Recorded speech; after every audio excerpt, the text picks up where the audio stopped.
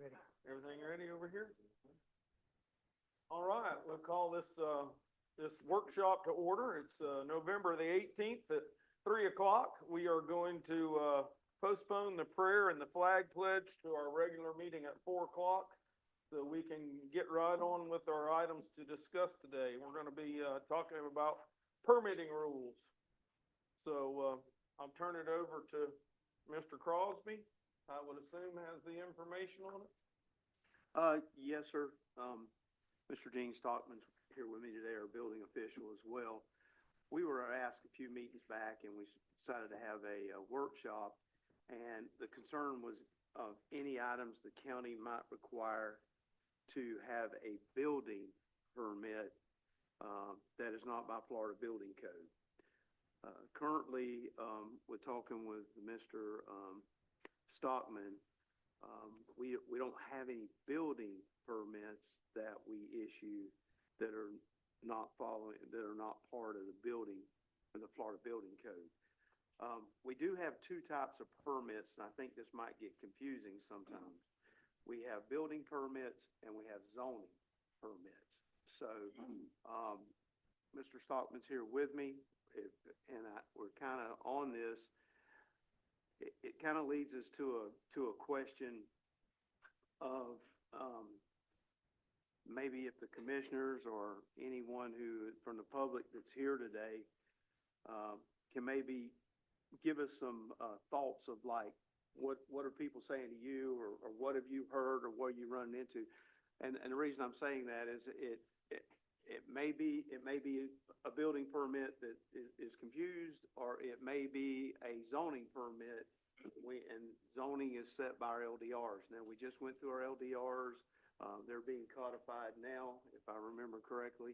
And but it doesn't mean that there couldn't be something else that we don't need to adjust or change within that as well too. So just kind of that. So as we go through it, like I said, Mr. Gene's here, Stockman, and he can answer those questions as they come up as well. And then any questions we have, any comments within the public. I will say we may not be able to answer all those questions today, but once we get the information, we may need to go back and do some additional researching and bring back those suggestions to help move this forward in a little different way. So, okay. I'm sure other people can speak, but I'll start off.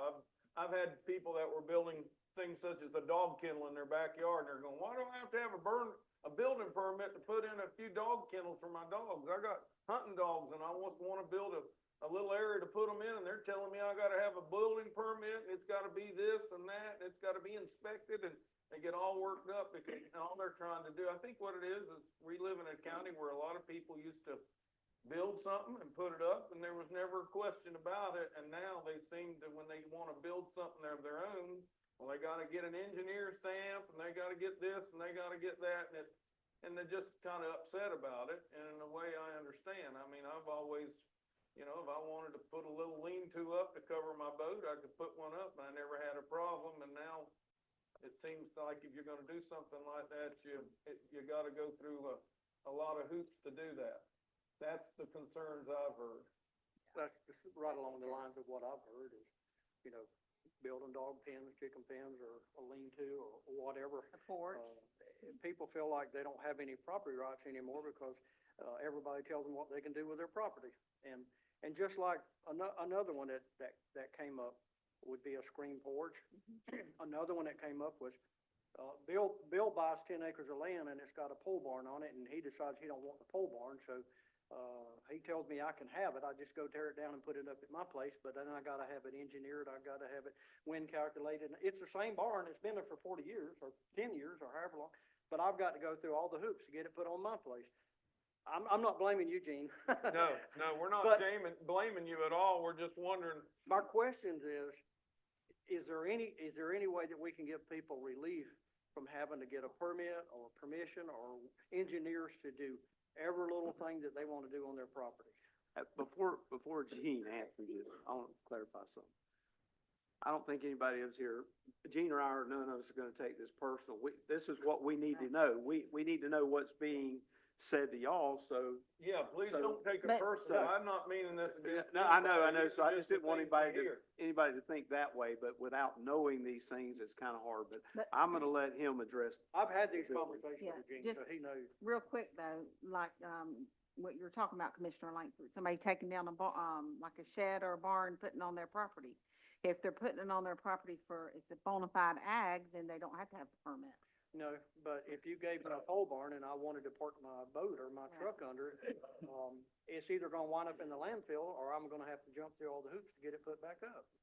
Another thing I got is people having to get a survey every time they wanna put something on their Yeah. place. You already got a survey, but then sometimes they got to get another survey. Yeah, I don't understand that. especially if you own, 50, 60 acres and you're gonna put, something, in the middle of those 60, 70 acres, you have to get then a whole survey. Is that something that's in our LDRs, the survey part, Mr. Lane? I mean, I understand like if it's an acre or 2 acres, but, then, And if you're then building you're on wondering if you're gonna build it on the line, but if you have 60 acres, 80, 100 acres and wanna put a barn out in the middle of the field, well, if it ain't ag, you gotta go get a survey. Is that something in our LDRs or is that something? So there's nothing in the building code, so that's something we need to look at then, whatever, I think Kendrick, you brought that up, that's something we need to Well, look that's a at. good example. If you got a 50-acre Yeah. parcel and you're gonna put it out there and it's going to not violate the setback requirements, what you get into, the reason people, the building department started using these surveys is you get in these small subdivisions like Sun and Fun. That's different, yes, sir. And you don't know where the lines are. And it's not fair to Gene to go out there and try to eyeball the line to make sure that they are complying with their setbacks and that sort of thing. So we've required a survey, and then there's never a problem with them putting it on the setback or even on somebody else's property. Yes, sir. Right. How good is the survey supposed to be? I mean, it seems like everything. that They're comes up- certifying it's accurate, or the liability falls back on the surveyor. That's why you But- request the survey. And I think we've got one or two coming up here before long about the same situation has occurred, and they're now gonna want the board to waive the building setback or the public utility easement because there's a trailer sitting in, at least one I can think of, because they went and got a survey and it was already sitting in there, been there quite a while. And now it interferes with the use of that by electric, cable, water, AT&T, that sort of thing. Was that something maybe we can look at if it's a large tract of land or something, if it's not? Oh, yeah, you can. So we'll go yeah, back and look at that another day. I wrote it down. I'll It put- is, but that's, yeah, if you've got over a certain. Yeah, amount of acreage, But you gotta be careful, I wouldn't bring it all the way down to like you'd have to be 20 acres Yeah, or more, in my opinion. 20 or more acres, yeah. Because there's a lot of things, that have 5 or 10 or something like that, and if they build right over on the edge, they could easily be encroaching on their neighbor if you didn't have them give you a Right. survey to show. Okay, Like I say, it's not fair to Gene's talk, And to it- get out there and okay. And it kinda may not eyeball it even, and say, well, in my opinion, it may not be on the size of property you have, but how close is your building gonna come to the property line? I could have 100 acres and wanna build my barn in a corner and accidentally That's go the over point. that corner a little bit because I don't wanna build that barn in the middle of my field, I want it over in a corner where I can Out of work your way stuff over out there. of it. But Yeah. So now, maybe we need to look at how far away we are from property lines Right. to determine that. on big pieces of land, but like if it's an like if it's an ag barn, you don't have to get a survey, do you? not on ag. Okay. Yeah, you it don't require a zoning permit, does it? No. Right, That's right. yeah. Gene, I've heard all of these things from different people, and, so if somebody wanted to build a structure on 50 acres, and what I understand is, whatever, it's not building code, it's our zoning basically that says they can't do that, is that right? Or even, somebody came to me and said they won't let me build a non-ag building. That's zoning, so that's something we get.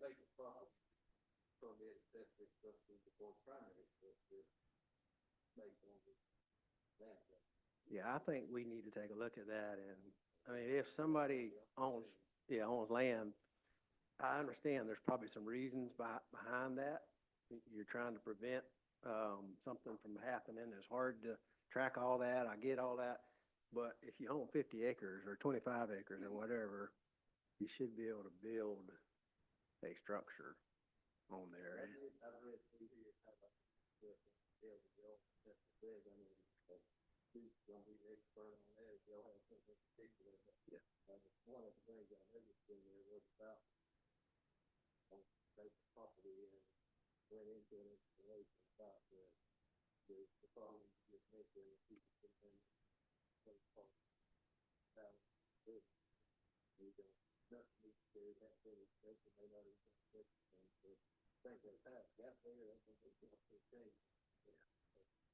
I tell you, the other thing But another thing, oh, I'm sorry, go ahead. for me, and it sounds like all of us have some, not sure about some things, and awareness, education on everything from, I know you're licensed by the state of Florida, to do what you do, and you gotta follow certain procedures and some of that kind of stuff. I know I've talked to you one-on-one and gotten a little bit of that from you, you know, why do we have the state building code? What you have to follow as a licensed building inspector. Some of that, it's just a lot of that we don't necessarily know. And I think more awareness and outreach and education for me and maybe the rest of us would help.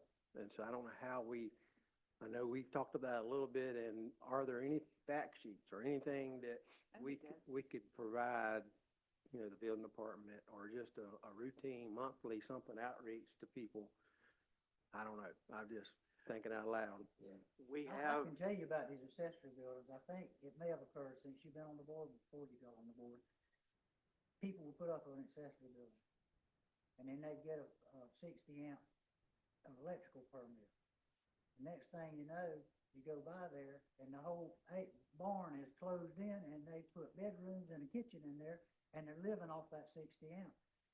If you don't let them build the accessory building to begin with, you don't have to worry about trying to police that. Now, if you've got a staff that's gonna be able to ride up and down the roads in the county and write tickets, kinda like we did with mobile homes one time when they didn't have a mobile home tag, that's one thing. But when you got just one person trying to police it, a lot of that can get out before you shut the gates. You know, that was kind of the rationale also about that, you know?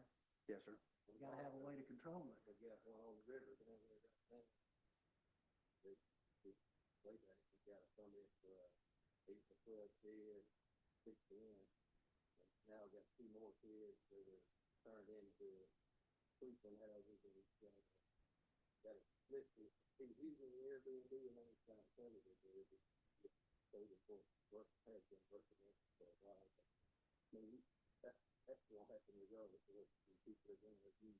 Right. Pull your mic Pull your down. mic down, if you will. The more you're gonna have to regulate and fight that. Well, what's the consequence if somebody does that, and then our code enforcement? So they're not gonna get, unless something changes, they're not gonna get zoning to have what they've got out there. So he'll do a notice of violation and give them so many days to get the other buildings out of there and bring it in compliance. Now, we've got a magistrate, so just start the process, and we've got several properties right now, I believe, that they're getting $250 a day fine for some of them for 6 or 8 months. So it adds up, and I don't know where to go from there, but we do have a process in place. Yeah. So I was just gonna read to you what the building code says. This is right out of chapter 1. The provisions of the Florida Building Code shall apply to the construction, erection, alteration, modification, repair, equipment, use and occupancy, location, maintenance, removal, and demolition of every public and private building, structure, or facility, or floating residential structure, or any appearances connected or attached to such buildings, structures, or facilities. Additions, alterations, repairs, and changes of use or occupancy group in all buildings and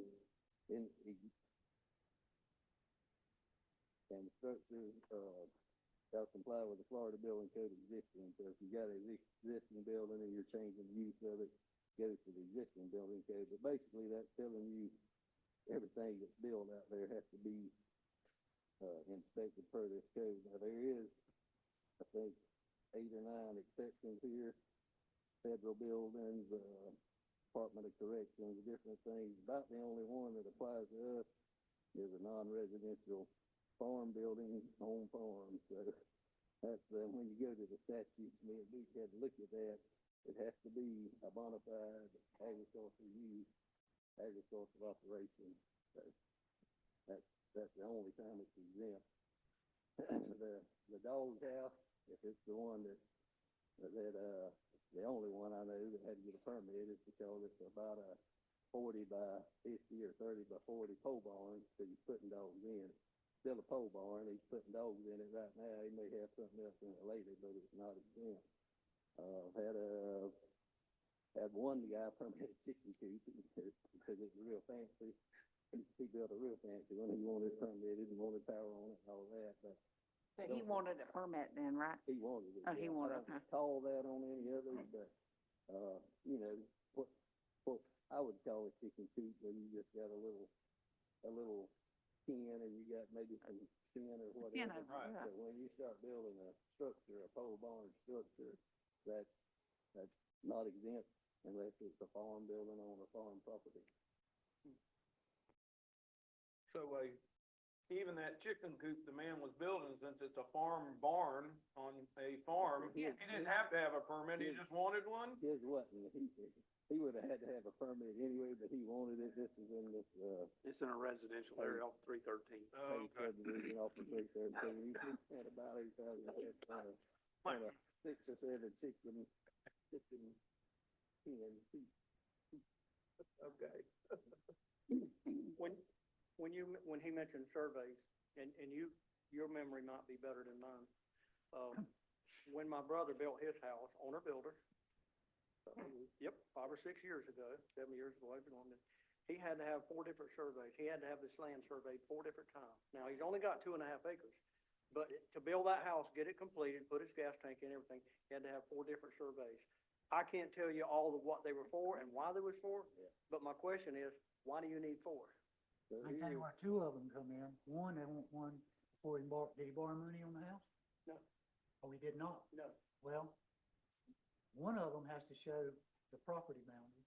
Yep. The second one shows as built where the house is located in there to make sure he met the setbacks. Now, I don't know if there was any kind of topographic or So that's what I wetland. was gonna say. I do know that part of his property is in a flood zone. And you got 2 options. You either build above the base flood elevation, and when your floor is poured, they gotta come out and shoot that elevation and say, yes, it's put above. Or you can do a location survey where this part of the property is in the flood zone, the rest is not. And they go out and make sure, they can tell you where to put it, but once it's there, once the foundation's there, they gotta go back and say, yes, that's where. So each survey served a different purpose.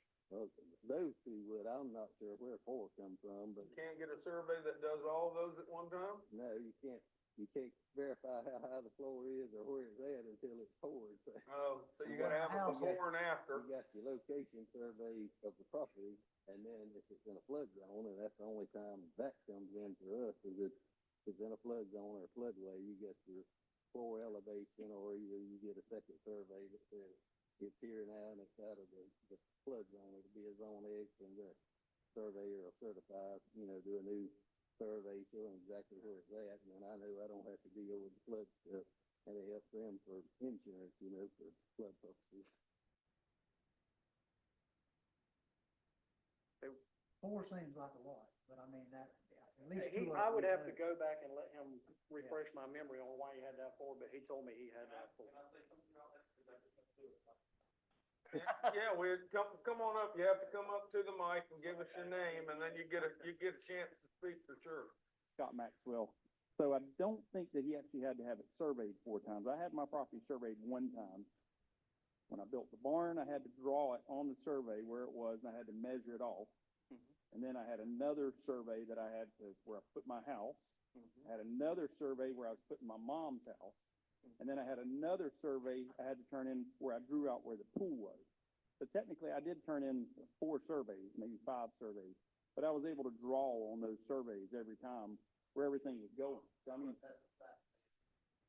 but I used my survey. So technically, I mean, I did have to turn in 5 surveys, but it wasn't calling out the survey company every single time. Yeah. So I mean, that was pretty It was actually pretty simple. I don't know if that's the same, but I mean, Well, that tell was, me, that on was, on your first survey, you had to write it out and then just turn in that survey that yeah, you've and then written on? actually, if I'm not mistaken, and Gene, you may have to help me with this, but I think that I had, the site plan came from the county, then they had it on file where my barn was. Right. And so then I had to draw in there where my house was going. Yeah. And measure out all my distances. And then I had to draw in where my pool was going and measure that out, and And draw you- out where and my you mom. You marked your corners, you marked where he could see. Yes, sir, it was all on one piece of paper. It was it was actually very simple. I mean, I'm not a real smart guy, but I mean, it took like 5 minutes to. Don't give yourself enough credit. It wasn't very hard. I mean, the whole survey of the property's laid out there, and it actually showed where everything was. I mean, there's nothing to it. I guess it's really technically a site plan, it's not Yeah, a survey. It is. So. Right.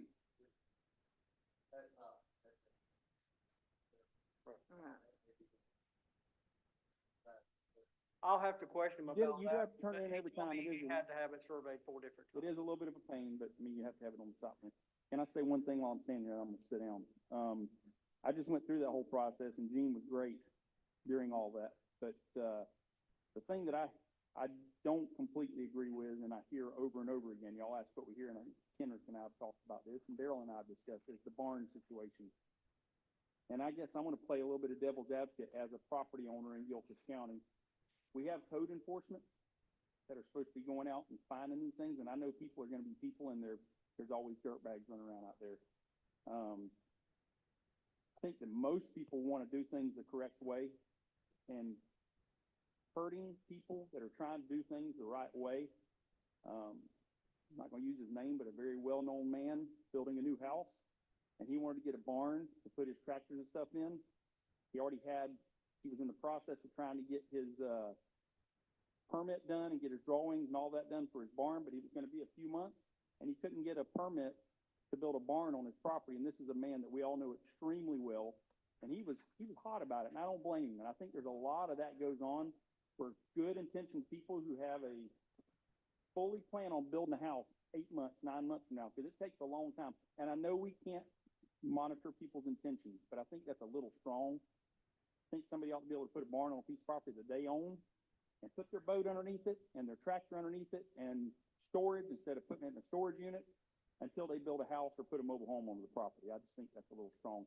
If somebody's taking advantage of that and going and enclosing the barn and putting power to it, maybe putting a tank out back or having Roy Smith come pump out a temporary tank every month, I mean, that's kind of a code enforcement issue, not a zoning issue. Well, if we did approve stuff like that, then couldn't we get like code enforcement, like once every 6 months, just to give her the list to go out there and check, make sure they're not living in the.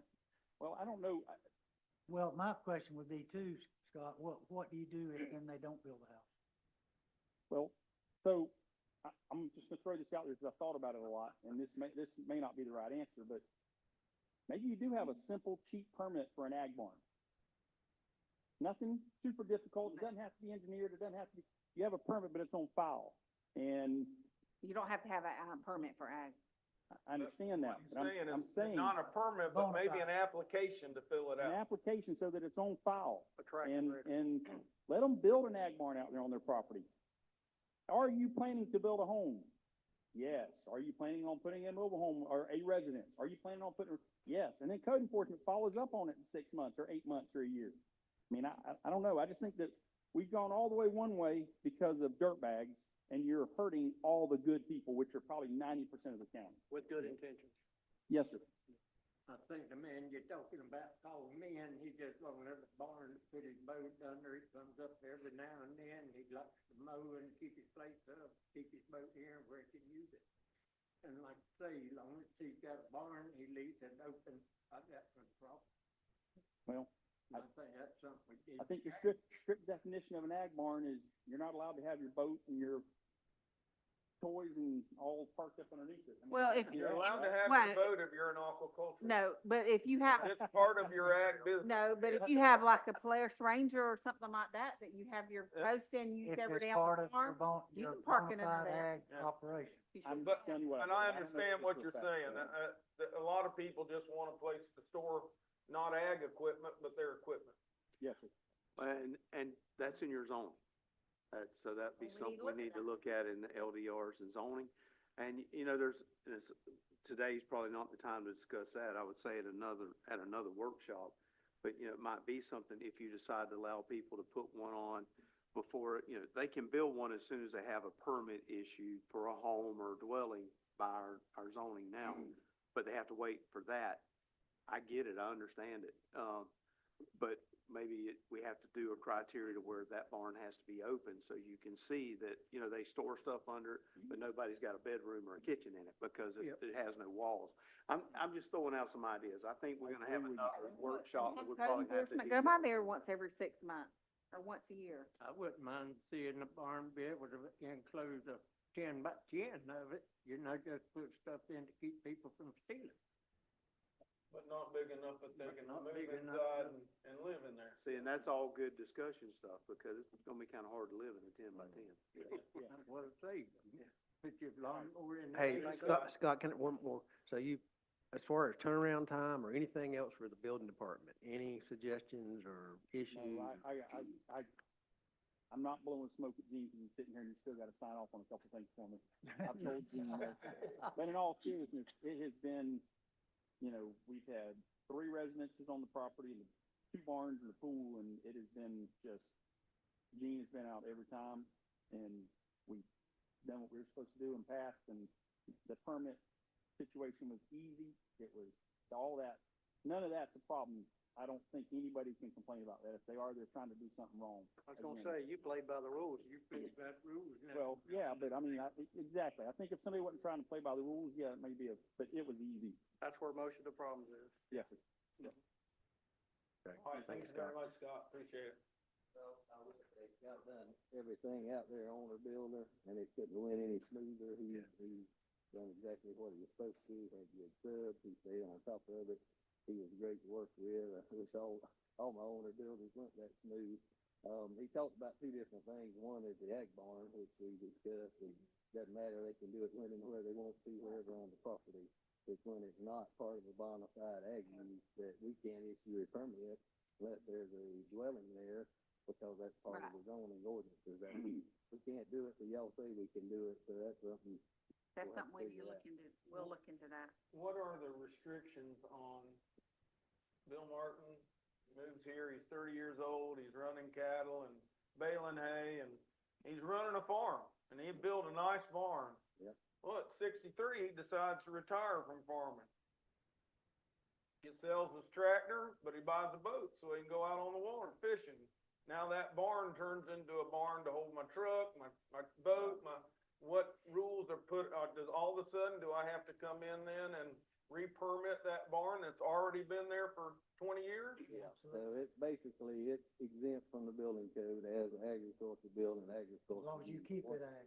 Once you So I decide to need to do keep my something. tractor, keep it underneath Yeah, there. but once you That's decide fine. to do You other than don't mean you're bona agricultural, fide ag, it's though. where the exemption goes away, and I don't know if they're still doing it. At one point, they were having them record it with their deeds that this, I built this as an ag barn, so that when they go to sell it, the next person that gets it knows this is not, can't turn it into a house, I can't put boats and all that under it. Now, I will say this, I've had quite a few where they get the engineering, and the engineer looks at what's there, and they've added more concrete around the post, make this beam stronger or whatever, and you can convert it, but it's just like any other existing building, you would have to make it meet the current code.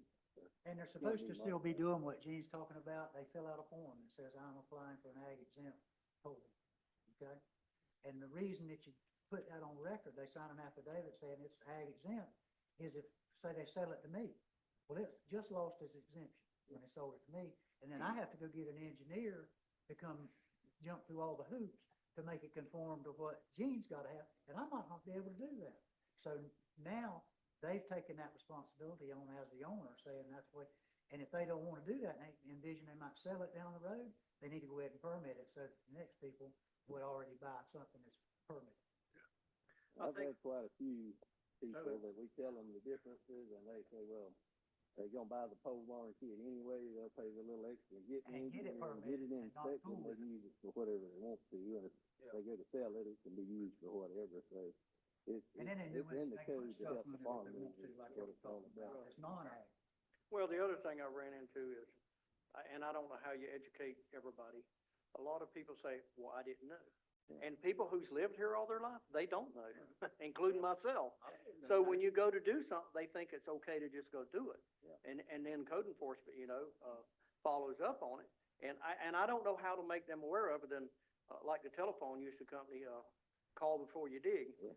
So call before you build anything. If you're gonna add on to the chicken pen or the dog pen or the pole barn or whatever, you probably need to call and see what you need to do. And I don't know how to get that out into the public because there's so many people that, a guy down the road from me was adding on to his porch. He had no idea he did. And if I didn't know he had I can't advise him because I didn't know. I know now, but I couldn't advise him because I didn't know. You know that thing that says call before you dig? They've about got them trained now where they come in and check on zoning issues before, like realtors do. I've told you this, before they'll market it, they'll know what they can do with that property. And Gene's about got these shed and pole barn kit companies trained. So they know what to do. Because what they used to do when Gene first started and I first started, they'd say, well, you don't need a permit in Gilchrist County. They go put the thing up. Then we had to deal with it Yeah. because those people were innocent because they were relying on what the out-of-county salesman had told them, and then they were stuck in the middle of it, and he'd have to red flag them until he could get the engineering stuff. Yeah, But it's knowledge. It's about, the realtors know, most people know that they put this house on this piece of property. What if it's a commercial piece of property? You're not supposed to put one, they ask first. And the same with these sheds. He's about got that right now. Well, and But these that was a people- big problem. And these people that sell sheds, if they're from another county, they don't care whether you get a permit or not. They just come put the shed up. Well, That's Barney your and problem. myself have actually met with out-of-county companies that came in there and said, we wanna know what the rules are. And we've sat down, these are the rules, Right. to try to stop them from doing that. Hey, Gene, if somebody had a complaint against you or the building department, they don't wanna complain to us or even Bobby or your local folks, who can they complain to? So, I'm licensed through DBPR just like any other contractor. DPBR is, Department of Business Professional Regulation. okay, So, yeah, they don't do code interpretation, but if they think I'm not doing my job right, or I'm, not following the code, or not, issuing permits like I'm supposed to, or whatever, they regulate the building departments, for the building official, inspectors, plans, examiners, any type of business in Florida is all regulated by them. okay. Who is the regional person So, here? there's an office just off of Tower Road in Gainesville, off of Newberry, just off of that Tower Road where Home Depot is. Yeah. The lady's name is Larissa Vaughn. Okay. I talked to her on the phone. I've not met her. I knew Jim Patton real well, that was the director for a lot of years, but I think she's got the same 11 counties that he had, kind of north central Florida, but her office is in Gainesville. And they get that online, we can give them the information. I got license I gotta protect, and like I probably told every one of y'all, when I do inspections, I'm protecting my license, I'm protecting the county's liability. If we wind up in court, I want it to be over nonsense stuff and not something that I overlooked or intentionally done. That's not gonna happen. Well, I think I talked to Miss Vaughn probably 6 months ago, and I asked her, had she had any complaints against our county or you, and she said no. So I don't think there's been any, Well, the complaints come from people that can't do what they wanna do, or that, they don't like the fact that what the code says, that DBPR can't change that. That's got to go through, building commission, but, I guess if somebody was questioning whether or not I'm interpreting code right, they could reach out to the Florida Building Commission, and another one I suggest is BOCC, Building Official Association of Florida. It's a group, an organization, but they do, non-binding code interpretation. So if somebody had a complaint on that, they could reach out to them just to see what they say, and then, move from there. do we make people aware of that? I mean, I think Yeah. we should. The only one, I've had one guy that was a plumbing inspector that's come here. And Yes, did I what remember building, that. Just like they did in his district, and we went back and forth on it, he complained that I don't know how far he went. He with said it. you didn't inspect it right. I never He was come- mad because you passed it. He did come to the city commission meeting and the county He commission did. meeting, but at any rate, me and him got it worked out, and, you know, he has that, yeah, I mean, we get along good now, so. That surprised me, it didn't start off good, but, Well, Mr. Thomas met him and talked to him a couple of times, he got along very well with him. the other thing I hear is, a lot of people has, in the past, got used to, some discretion. In other words, you make the call, and, they, and I know I've talked to you a bunch of times, Gene, you're by the book, I don't have a problem with that. You enforce the rules, I don't have a problem with that. But a lot of people says, why can't he just turn his head? Well, Gene's not gonna turn his head. You're protecting us and you're protecting yourself. But, You're protecting the builder. but you do have discretion. The I mean, consumer. it's just like a highway patrolman. If I'm going down the road at 60 miles an hour and it's 55, he pulls me over, he can write me a ticket, he can take me to jail, or he can give me a warning, or he can say, slow down. I mean, that's his discretion. He has that option. Yeah. There are certain areas that you have an option, okay?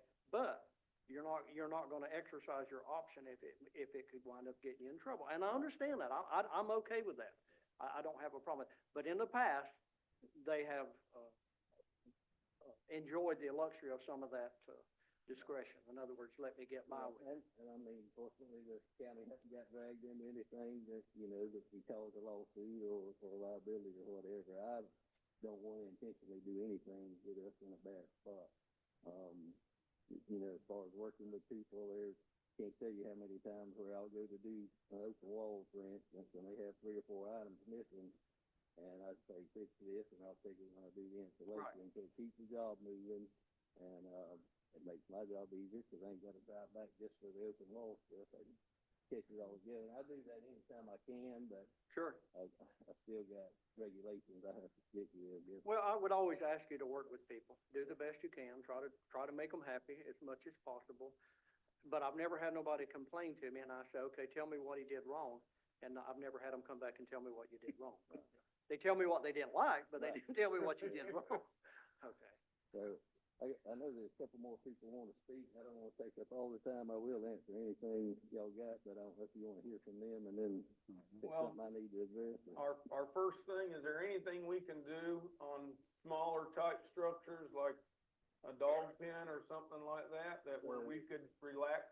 Yeah, Where we could the dog have pen, to have those inspected, or? yeah, I don't inspect any dog pens. The only one I've done is that pole barn.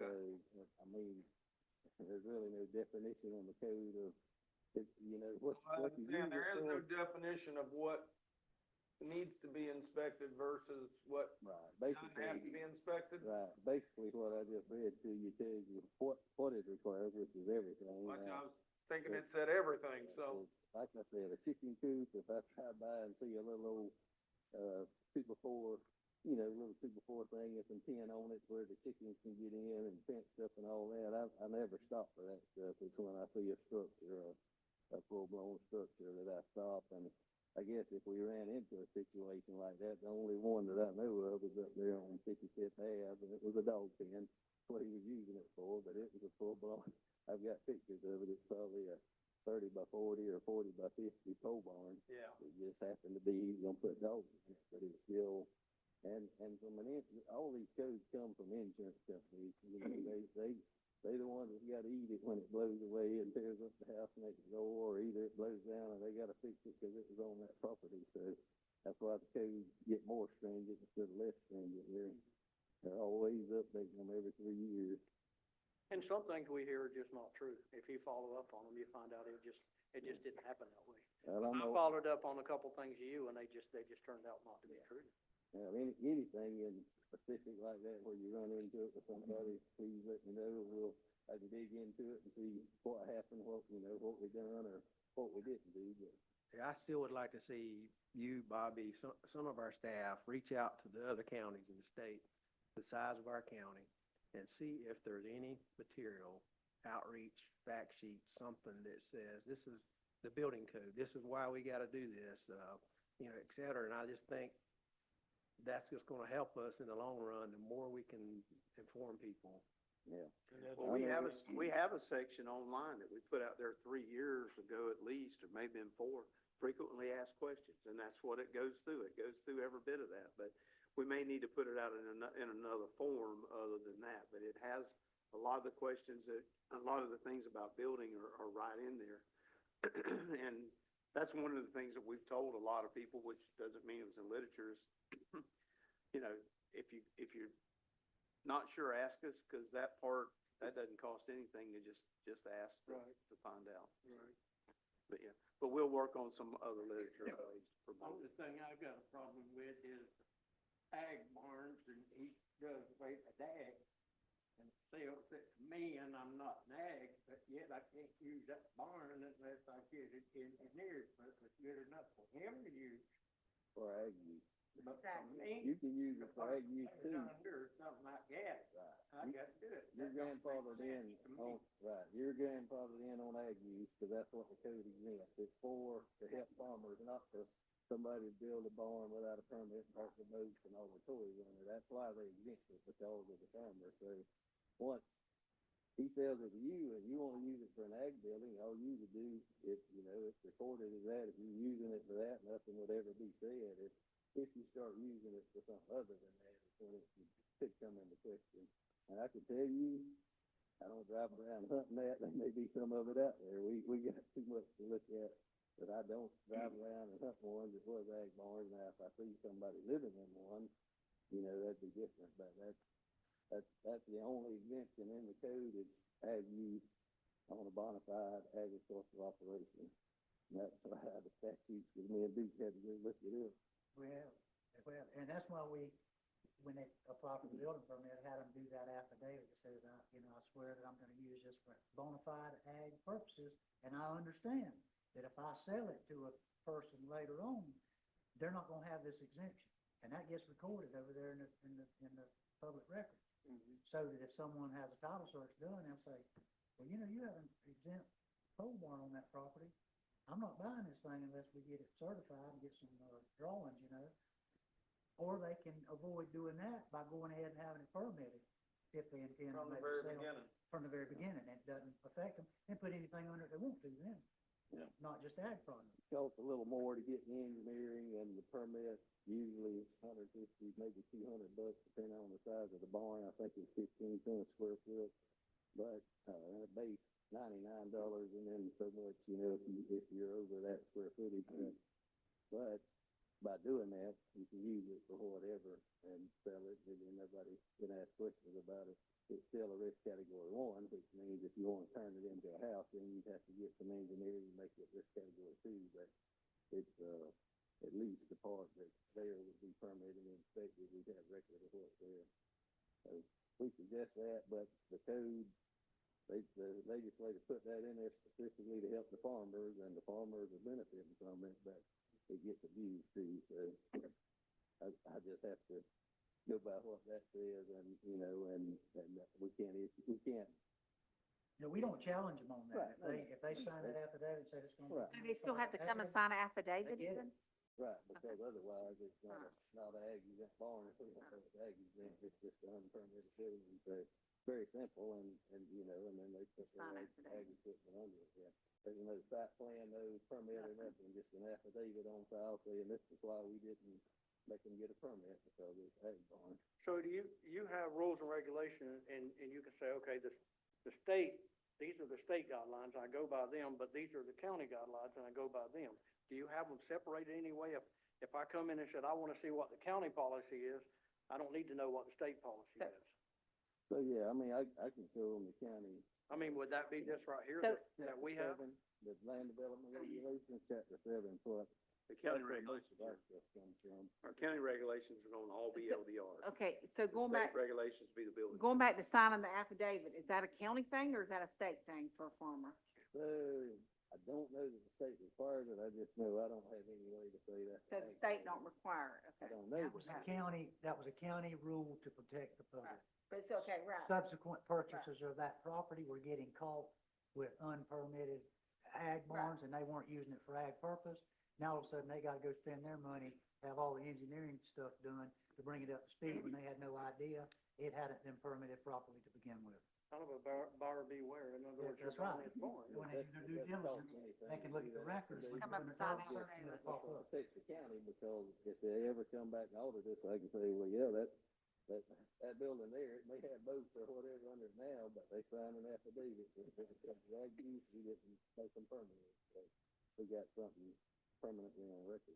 Gene, what I thought I heard y'all say though is nothing from a building permit standpoint. The county didn't provide, require anything extra other than what the state building code requires. The Florida Building Code, when they went from the, international code, I guess, to the Florida Building Code, it's very Florida specific, and you're not allowed as a municipality to add or require anything without taking it before the building commission. So Okay. you have a jurisdiction that says, I got this situation, we would like to add this, they have to take it before the commission to do that. So it sounds like we need to have a workshop on the zoning, Yes. in addition to what we've already done, really. The other question is, Universal, if somebody wants to, either you're too busy, you can't get there soon enough, or on a Friday, or Universal still provides the assistance, right? Yeah, they don't have much on electric right now. Jed Mitchell helping us on generators and stuff, and he's slammed, but, I did reach out to them, see if they had another backup for him. They do have several for building and plumbing, mechanical, residential electric, it's just the generators are turning into a little more complicated, but yeah, they're still, we have them basically on, I don't know what you would call it, but we're set up to, they bill us and come out, they need to come in, they'll come do that as well. So when someone applies to put up a structure, a building or something, it goes through the office, and the girls up there in the office, they go through the zoning, and they go through the county procedures and what they can do and can't do and all that kind of stuff, and then they do all the legwork, I guess, and then they turn that over to you. So that's kind of the part of the process. We don't have anybody in-house to do zoning. We've got a private company right now, but still the same process. It's just that part goes out. So they'll come in, and depending on what they want to do, there's different types of applications. They'll sit there with them and say, this is what we need, and sometimes they have everything they need, sometimes they don't. They may need plans, they may need window and door, specs, that kind of stuff. But they go through it with them. Once we have everything that's required for that type of application, they do, like for a house, for instance, you got zoning, you got septic approval from the health department, 911 address and driveway, and plan review. So what we started way back when it was taking several weeks for me to get stuff out of there, is as soon as they get everything they need, I do the plan review. That's while everything else is going on. So usually right now what happens is the health department, the septic is usually the last thing they get. Zoning may take a day or two. Driveway, 911 address is fairly quick. Plans will be sitting there reviewed, or either they'll be, a review sheet saying we're missing A, B, C. And, once we get that, usually plans are ready. It's health department or one of the others is the hold up. But once that happens, then they'll call them and say, ready to pick up. And I know in the past you have sat down with people and worked out the issues and worked out the problems. I mean, they come down and sit down with you, and you go over what needs to be done and what can be done and what can't be done. I know you've done that in the Just about past. every day, either, for plan review stuff, it's either, we can do it over the phone, somebody come in, but, usually, and people don't deal with it every day, it takes a little longer to make them understand what we need, but they're always able to get it. Mr. Chairman, I know we're probably gonna need to reschedule for another workshop, but I think there's a lot of information back. You did have a couple more people that came in when this meeting started. I don't know if you wanna allow. Yeah, I was gonna give everybody a chance to speak that wanted to on this topic. Thank you, Gene. I just wanted to make sure we were through with him, and then he can stick around and answer their questions. Come on up, if you would, if you want to speak on this topic, give us your name and. I do. My name's Anthony Messina. I'm a certified general contractor in the state of Florida. I'm also a resident of Gilchrist County. I've been building in the area for quite some time. I've worked with Gene on numerous projects outside of Gilchrist County, other projects in neighboring counties. And I think what he does is a fair job, but I do want to say I appreciate what y'all are doing here today, discussing the building department and how that works, the LDR is required for what we're doing here each and every day. Because me personally and professionally, I think it's very important, because if you don't have rules and regulations, people just do what they want to do. And that's what we're trying to avoid in Gilchrist County, even neighboring counties for that matter. So I appreciate what we're doing here today and discussing that. Just to add what Scott was saying earlier, as far as the, exemption on barns and whatnot, and having to go back and check and see if they're using the barns, what's intended purpose is. If they sign an agreement, say, I'm doing a barn, but I'm also doing a house at a later date, within a year's time, then that's great, if the process is getting started.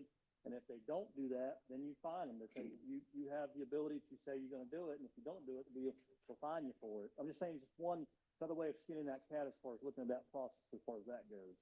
But as far as the building department, they do their job, they do the best of their ability. If you use the building department, I'm saying on a daily basis, on a regular basis, you know what they require.